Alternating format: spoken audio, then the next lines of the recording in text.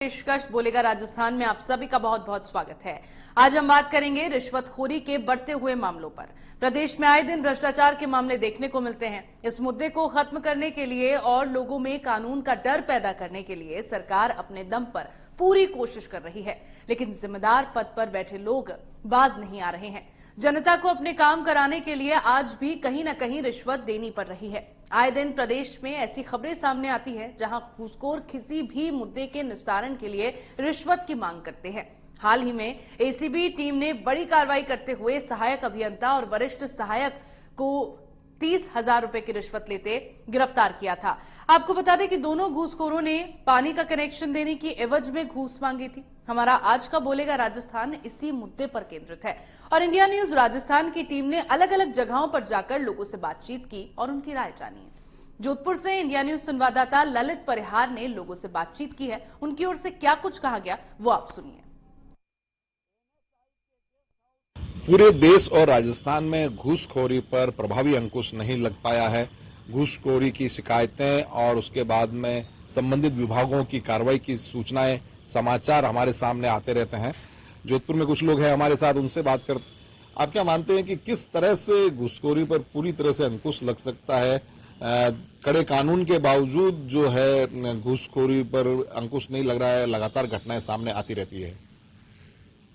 मैं आपकी बात से सहमत हूं और मैं ये बोलना चाहता हूं कि जो घूसखोरी हो रही है उसका सबसे बड़ा, अगर सरकार को अगर उसके ऊपर कुछ करना चाहिए, अंकुश लगाने का एक ही तरीका है कि जो घूसखोरी कर रहे हैं उनके खिलाफ भी कुछ कानून प्रावधान बनाए जाने चाहिए। जैसे अगर मान लीजिए रोडें खुदी हुई है, तो जो रोडें खुदी हुई है तो नगर निगम के ऊपर कोई पेनल्टी चार्ज होना चाहिए। इससे कई चीजें होंगी।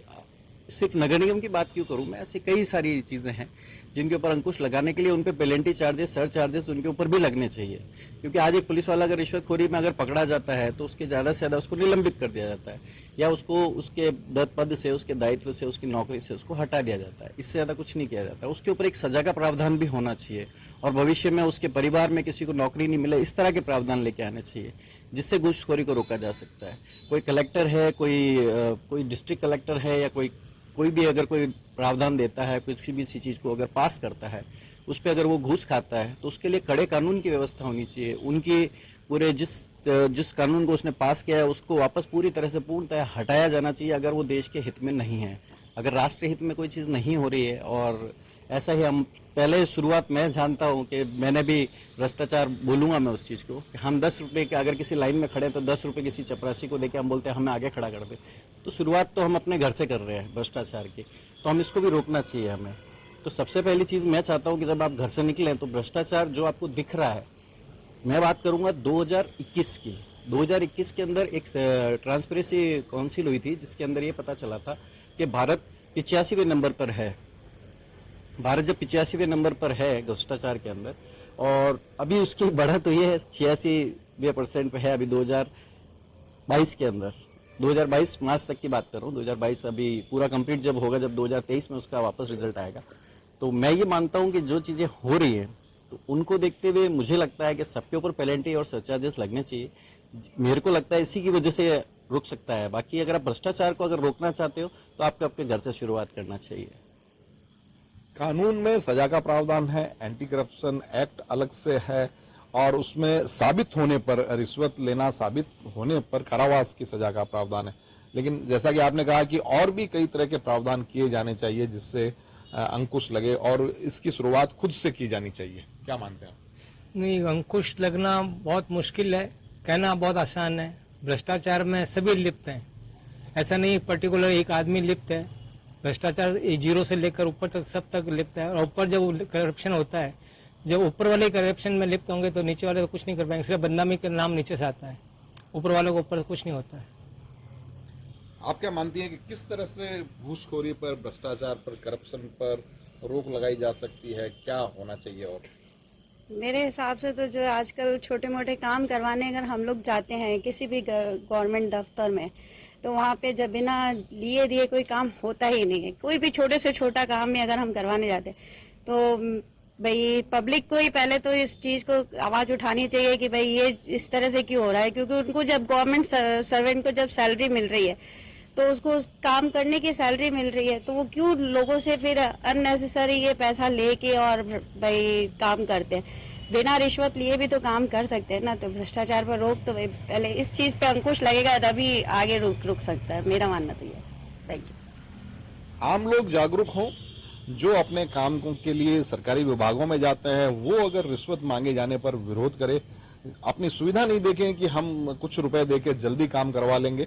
अगर आम लोग ही इस तरह से जागरूक हो जाएंगे तो भ्रष्टाचार पर यह कड़ी चोट होगी और इस पर पूरी तरह से रोकथाम में मदद मिलेगी। कैमरा पर्सन गोपाल चौहान के साथ ललित परिहार, इंडिया न्यूज। वहीं वेर से इंडिया न्यूज संवाददाता हरदीप कटारिया ने लोगों से बातचीत की है। उन्होंने क्या कुछ कहा है वो भी सुन लीजिए। खबरों को लेकर के भरोसेमंद चैनल और सामाजिक सरोकारों से परिपूर्ण India news Rajasthan. India news Rajasthan का जो विशेष कार्यक्रम है बोलेगा राजस्थान। बोलेगा राजस्थान में आज हम लेकर के आए हैं रिश्वतखोरी पर लगाम कब और कैसे और इसका पक्का इलाज क्या है। लगातार राजस्थान में रिश्वतखोरी के मामले बढ़ते जा रहे हैं। लगातार रिश्वतखोरी का जो ग्राफ बढ़ रहा है उसको रोकने के लिए सरकार के द्वारा एसीबी डिपार्टमेंट बनाया हुआ है। जगह जगह कार्रवाई भी की जाती है, लेकिन रिश्वतखोर रिश्वत लेने से बाज नहीं आ रहे हैं। रिश्वतखोरी का आलम इतना है कि सरकारी दफ्तरों में कोई भी कार्य बिना रिश्वतखोरी के यानी सुविधा शुल्क के नहीं किया जाता है। आज इंडिया न्यूज राजस्थान वेर विधानसभा क्षेत्र के जो जागरूक व्यक्ति हैं उनसे हम पूछेंगे कि इस पर लगाम कैसे लगाई जा सकती है। इंडिया न्यूज राजस्थान पर आज हम विशेष प्रोग्राम लेके आए हैं रिश्वतखोरी पर लगाम कैसे लगे। रिश्वतखोरी पर लगाम कैसे लगे, आप अपना क्या सुझाव देना चाहेंगे सर? रिश्वतखोरी दीमक की तरह से है जो विकास को नहीं होने देती और आम पब्लिक को भी इससे बहुत परेशानी होती है। आम पब्लिक के काम, गरीबों के काम बिना पैसे के नहीं होते तो उनको कष्ट होता है। इसलिए रिश्वतखोरी को रोकना बहुत ज़रूरी है। इसके लिए पहली चीज़ तो पारदर्शिता है। आजकल डिजिटल युग है और यदि हम चीज़ों को ऑनलाइन करेंगे सारा काम तो रिश्वतखोरी पे लगाम लग सकती है। और एक टाइम बाउंड कि भाई आपका चाहे वो मैरिज सर्टिफिकेट है या बर्थ सर्टिफिकेट है या कोई नकल हमें पटवारी से निकलवानी है, तहसीलदार में कोई काम करवाना है, तो उनके लिए निश्चित रूप से हमें एक टाइम बाउंड प्रोग्राम देना पड़ेगा। एप्लीकेशन देने के बाद में 1 महीने बाद में 7 दिन बाद में वो सर्टिफिकेट जारी हो जाएगा। नहीं जारी होता तो स्वतः जारी हुआ मान लिया जाएगा। तो इसलिए यदि हम इसको ऑनलाइन कर देते हैं, डिजिटल कर देते हैं तो बहुत हद तक। दूसरा क्या है कि इसमें जो पारदर्शिता है कि भाई जो काम होना है इस नियम के तहत होना है और आम पब्लिक रिश्वत देने वाला और रिश्वत लेने वाला दोनों ही इसके लिए जिम्मेदार होते हैं। तो रिश्वत देने वाले लोग हैं, 2 तरह के लोग हैं। एक तो जो गलत काम करवाते हैं और गलत काम करवाने के नाते वो उसको सुविधा शुल्क भी देने के लिए तैयार हो जाते हैं। तो एक तो ऐसे लोगों पे लगाम होनी चाहिए। दूसरे जो परेशान होकर के रिश्वत देते हैं उनके लिए बहुत सीधा है कि उसको नियमों की जानकारी हो कि इसमें आखिर नियम क्या है। यदि उसको नियमों की जानकारी होगी तो निश्चित रूप से वो अपने काम को बेहतर तरीके से और कॉन्फिडेंट तरीके से करवा सकता है। इसके लिए भ्रष्टाचार निरोधक ब्यूरो भी बना हुआ है जिसमें कि आपके नंबर क्लियर होते हैं। यदि उस नंबर पर बहुत सारे भ्रष्टाचार के मामले इसी में पकड़े जाते हैं तो यदि आमजन जागरूक है तो भ्रष्टाचारियों को रंगे हाथों पकड़वा करके उनको जेल में भी डाला जा सकता है। इसलिए हमें आमजन को जागरूक करके और पारदर्शिता ला करके इस भ्रष्टाचार को रोक सकते हैं। तो इनका यह कहना है कि भ्रष्टाचार को रोकने के लिए सामाजिक जागरूकता जरूरी है और पारदर्शिता से कार्य होने चाहिए, तभी ये रिश्वतखोरी पर लगाम लग सकती है। आप क्या कहना चाहते हैं रिश्वतखोरी को लेकर के? पक्का इलाज क्या है, क्या कार्रवाई होनी चाहिए? जैसे कि डॉक्टर साहब ने बताया कि रिश्वतखोरी जो है दीमक की तरह है, समाज को खोखला करे। समाज नहीं है वो जो अपना देश उसको भी खोखला की जा रही है। किसी न किसी तरीके से जो लोग हैं रिश्वत लेते हैं, किसी न किसी दूसरे, चाहे वो धन के रूप में हो चाहे किसी भी रूप में हो, तो इसको कम करने के लिहाज से एक तो जो है जागरूकता विशेष तरीके से हम जैसे स्कूली पाठ्यक्रम में रिश्वतखोरी से जुड़े हुए जो मुद्दे हैं या जो भी पाठ्यक्रम में सम्मिलित करवा करके जो यूथ है, नया यूथ जनरेशन है, उसको हम जागरूक करें कि कैसे रिश्वतखोरी के क्या नुकसान है, कैसे इसको रोक सकते हैं, तो उसमें एक आप कर सकते हैं। दूसरा मैं ये बताना चाहूँगा कि जैसे भी अभी डॉक्टर साहब ने बताया कि जो ACB हैं, एंटी करप्शन ब्यूरो हैं, ये भी कई बार जो है ऐसे लोगों को रंगे हाथों पकड़ते हैं, तो इसमें थोड़ा सा और त्वरित कार्यवाही होनी चाहिए। ACB को थोड़ा सा और फास्ट होना चाहिए जिससे ऐसे जो मामले हैं वो नहीं आए या कम हो। तो इनका ये कहना है कि जो एंटी करप्शन डिपार्टमेंट है तो वहाँ जैसे भी शिकायत मिलती है तो तुरंत एक्शन में आना चाहिए और बर्बादी की शिकायत पर ध्यान रखते हुए जो आरोपित है उसके खिलाफ कार्रवाई की जानी चाहिए। आप क्या कहना चाहते हैं रिश्वतखोरी को लेकर के? डॉक्टर साहब ने बताया, आजकल का जो भी काम है वो बिल्कुल पेपरलेस हो ही गया, लगभग 70% पेपरलेस हो गया। लेकिन उसमें एक दिक्कत ये आ रही कि अभी भी कुछ लोग ऐसे होते हैं जो ऑनलाइन सिस्टम आने के बाद में भी रिश्वत देने से बाज नहीं आते। बाकी इसमें सबसे बड़ा फेलियर ये देखने को गया कि कुछ लोग अपना सेल्फ प्रॉफिट देखने के लिए अभी भी अपना काम कम टाइम में रिश्वतखोरी दे रहे हैं, तो वो भी एक क्राइम में आता है। इससे बचने के लिए जो आम लोग हैं उनको रिश्वत चुपचाप देने के बजाय आम जन में ये बात फैलानी चाहिए कि हर काम रिश्वत से नहीं हो सकता, तो इसके खिलाफ उनको आवाज़ उठानी चाहिए। जब पब्लिक में ये सबको पता लगेगा कि ये बिना रिश्वत के भी काम हो सकता है तो इससे लोगों में संदेश जाएगा और ऑनलाइन को ही ज़्यादा से ज़्यादा बढ़ावा देना चाहिए। और जो लोग इसमें लिप्त हैं उनको समाज के सामने ओपन में लाना चाहिए।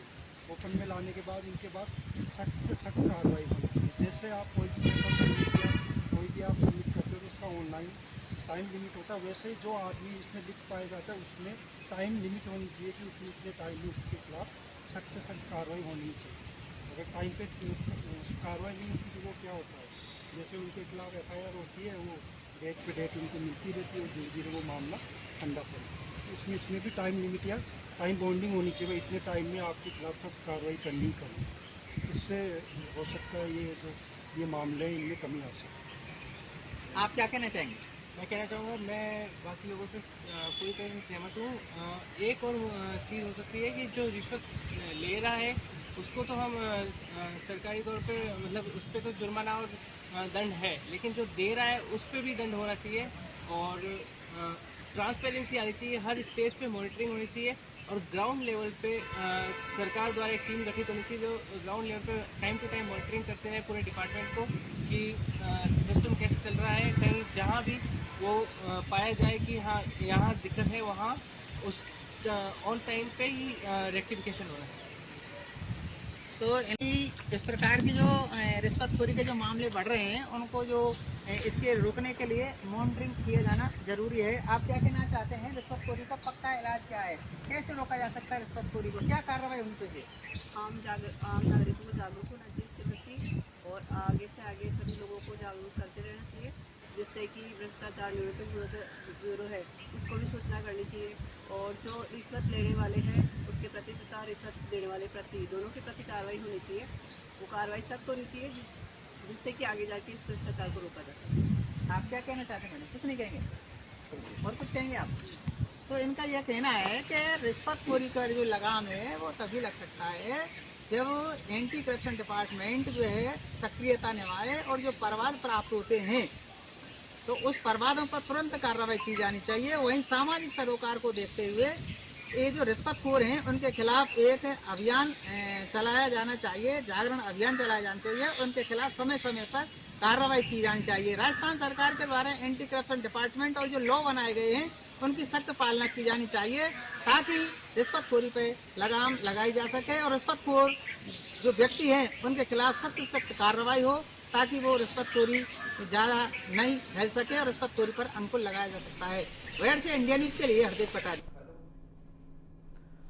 तो रिश्वतखोरी को लेकर वेयर की जनता का क्या कुछ कहना है वो आपने सुना और इसी के साथ बोलेगा राजस्थान में मेरे साथ इतना ही। आप देखते रहिए इंडिया न्यूज राजस्थान।